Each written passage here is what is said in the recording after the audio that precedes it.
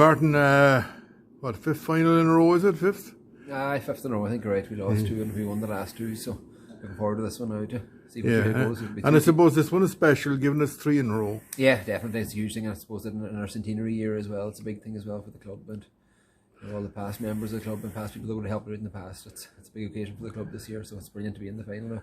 Yeah, the year that's in it. You came back really well after all the trauma and all that went on last year. You know, I thought you really just came out and did what had to be done in the league, won the league, and now, you know, in a final again. Yeah, I suppose the thing about the league, it was, you kind of forget about it now. It was, championship was taken over, but the league was important for us this year, and I suppose all the boys knew with the 2020 final so close to the league finishing, they were all playing for places, so they kept competition for places up really, really high for the league, so that stood us in good stead. And to win the league was nice, and to go and meet in the league as well, it was a great thing for all the boys that were involved in it, and I suppose the county boys come back and then give us a wee lift from the championship. Yeah, and sometimes you can be given out about the county boys away, but the fact that they're away to leave the door open for somebody else, and over the last couple of years you've got the chance to blow on other players. Well, that's it. Look, at your panel is stronger for it when you're missing them players, and it can be difficult to line out without them, but when you have players ready and able to step in and mad for game time and deserve game time too, because they've trained awful hard all year. Yeah, that's great. And when them boys come back, then they lift it another wee level.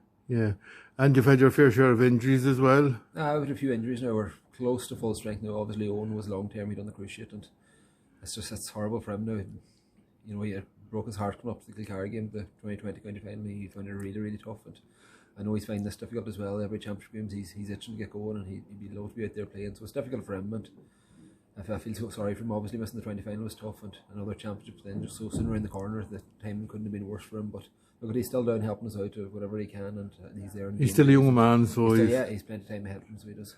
Yeah, so, and obviously, you know, you've got on well without him. You know, a lot of people said it was a body blow, but, you know, it seemed a seamless transmission. I think you moved Oran Doherty's centre half forward. Oran's giving us plenty of energy now up in the forward line, but look, there's no dispute. Owen's a huge loss. Owen McGetting's a massive loss. No matter, even though we're playing well without him, you'd still rather have a player of his quality on any given day. So he's a massive loss, and it's not that we're managing without him. He is a big loss, but we'll be better without him. But look, we're soldiering on. There's nothing you can do about injuries. You have no choice but to batter on. Yeah, I know you don't like talking about individual players, but I was speaking to a man last week, and he says every time I go to a game, I come away with a different idea which of them Dohertys are the best.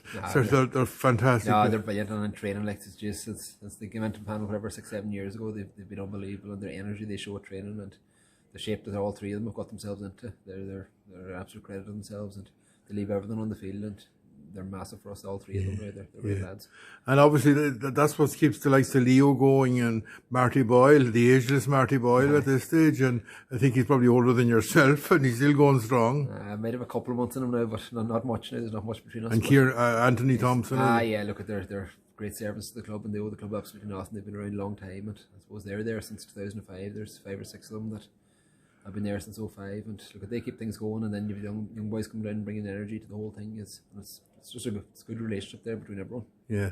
Looking ahead to St. Junans, a lot has been made obviously of the rivalry and the games between you and Kilcar and you the best teams.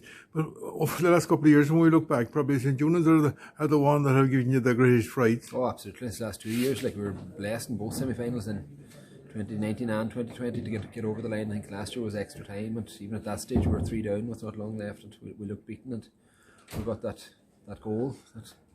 That goal, I suppose, that everyone's still talking about. But look, we got the break that time, and we managed to get over the line. But this last 2 games, and league games, and even championship games prior to that, there's never been anything between us and Unions. We've managed to come out the right side of it this last couple of years, but only by the smallest margins, and it'll be the fine margins and that bit of luck that's going to decide it this Sunday. Does that be a concern for you? Because you know, from the old adage in Gaelic football, every time you lose to someone and you give them a run for it, you're getting a win against them or getting maybe a break, or. Look, we've said it for years that we came out the wrong way, and we lost 2 finals in 17 and 18, and you know, we knew we weren't far away. Alright, we were well beaten in both games, but we knew we weren't far away, and with a bit of luck things might turn, and things did turn for us. And look at us, it'll only take a bit of luck for things to turn against us too, and we're taking absolutely nothing for granted. And the success we've had this last 2 years, it'll mean absolutely nothing on Sunday. It's going to come down to very fine margins again on Sunday, no matter what. Yeah, and as we say, looking ahead at the game in general, you're going to go in as favourites, you know, because everybody's seen you as favourites, and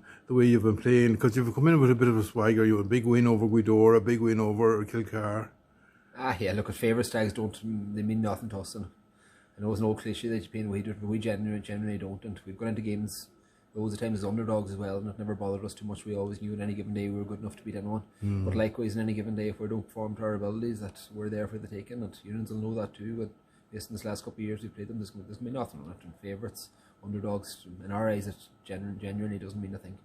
What is it about St. Unions that maybe, I'm not sure if you're losing sleep over it, but it worries you a bit or maybe be a concern to you? Look, at Unions they're a great team. They've a great young squad there, and they're hungry and they're energetic, and they'll do whatever they have to get over the line.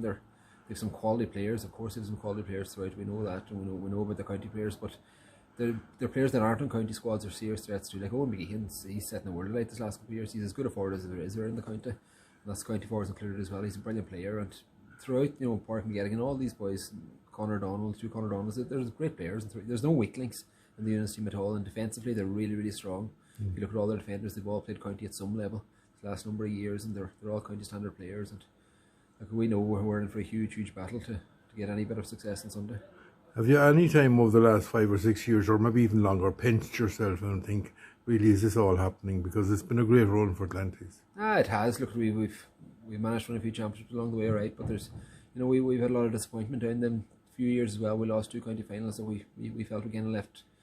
Maybe we could have performed better on both days, and there has been some good days, but there's been very disappointing days too. But even those disappointing days, the years that we put in, even the years we lost finals and lost semi-finals, they were enjoyable years, and it's the enjoyment you get out of all the time down there with the boys as well. It's brilliant with us. Yeah, and they are a really cohesive unit, and they are a unit together, and they're in this together. They are, and that's what I said. Even years we've lost things, there's never a blame game with anybody.